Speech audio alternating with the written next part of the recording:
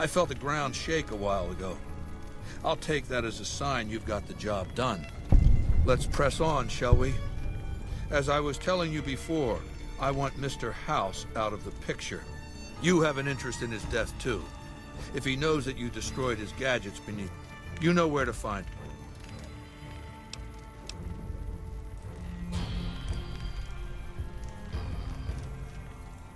What did you want to know?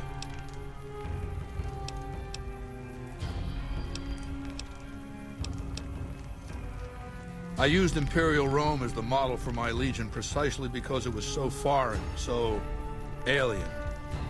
I'd seen what had become of the NCR's attempts to emulate the culture of pre-war America, the infighting, the corruption. Rome was a highly militarized autocracy that effectively integrated the foreign cultures it conquered. It dedicated its citizens to something higher than themselves, to the idea of Rome itself. In Rome, I found a template for a society equal to the challenges of the post-apocalyptic world, a society that could and would survive, a society that could prevent mankind from fracturing and destroying itself in this new world by establishing a new Pax Romana. It means a nationalist, imperialist, totalitarian, homogenous culture that obliterates the identity of every group it conquers. Long-term stability at all costs. The individual has no value beyond his utility to the state, whether as an instrument of war or production.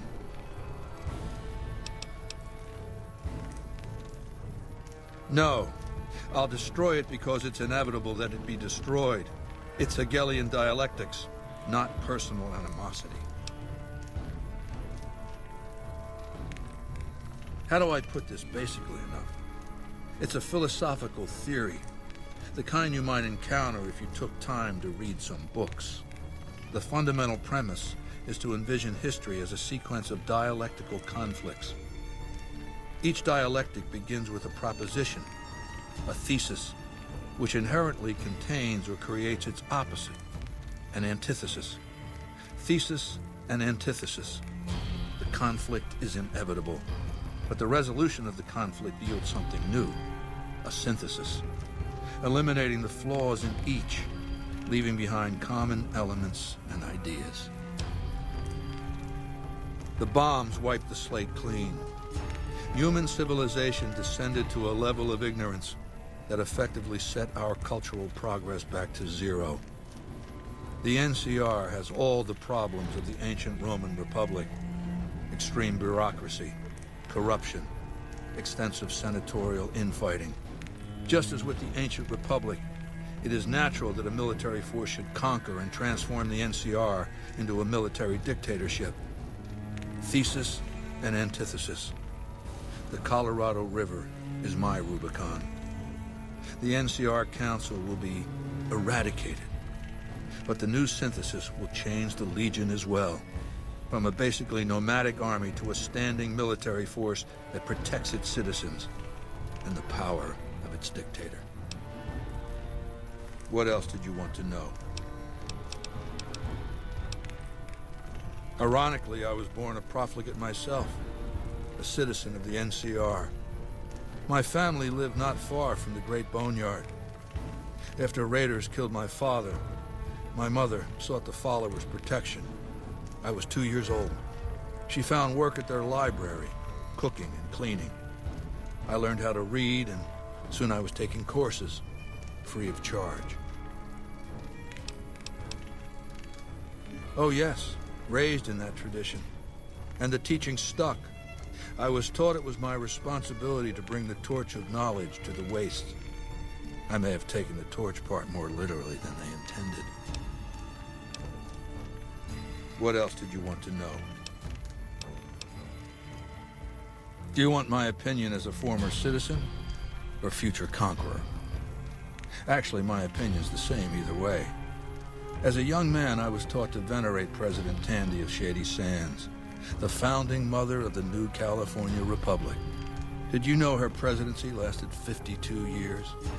And that her father, Aradesh, was the Republic's first president? Does that sound like a democracy to you? Or a hereditary dictatorship? Because the council didn't dare oppose her. She was too popular. She had the people's love. So things ran smoothly, more or less. And as soon as she was gone, as soon as there really could be democracy, what happened then? Ever since losing its queen, the NCR has been weaker, more diffuse. Democracy has been its weakness, not its strength. Greed runs rampant. The government is corrupt, accepting bribes from Brahmin barons and landowners to the detriment of citizens. The NCR is a loose conglomerate of individuals looking out for themselves. It's lost virtue. No one cares about the collective, the greater good. It's not built to last. I'm just hastening the inevitable. Of course, the most powerful my legion has faced. Also the first to which I am ideologically opposed. Until now, every tribe I've conquered has been so backwards and stunted. Enslavement has been a gift bestowed upon them. My conquest of the Mojave will be a glorious triumph, marking the transition of the Legion from a basically nomadic tribe to a genuine empire. Just as my namesake campaigned in Gaul before he crossed the Rubicon, so have I campaigned and will cross the Colorado. What else did you want to know?